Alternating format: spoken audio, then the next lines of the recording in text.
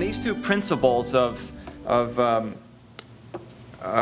the Federalists, what's called the Federalists and the Anti-Federalists, were really then two worldviews that were in collision.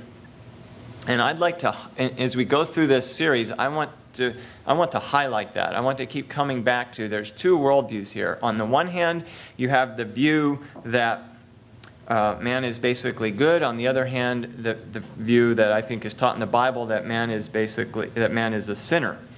And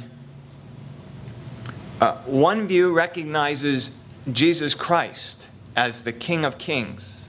It recognizes the law of God as the only standard of right and wrong.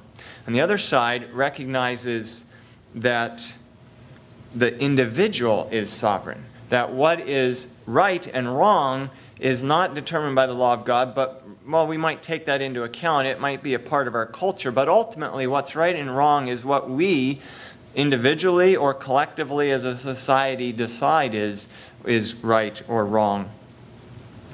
You have on one side what I'll call common law, and on the other side what I'll call statute law.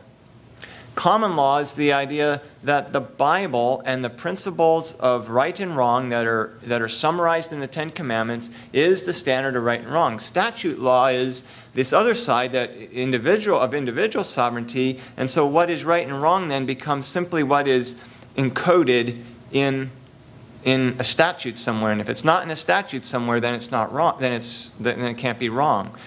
And see, you can never write enough statutes to cover everything. I mean, we're trying in our country today, and the code, anybody looked at the Code of Federal Regulations? I mean, the laws in the U.S. are so voluminous that nobody knows what they are. In fact, even our legislatures do not read the laws that they are voting on because it's impossible. There are thousands and thousands of pages of statute laws.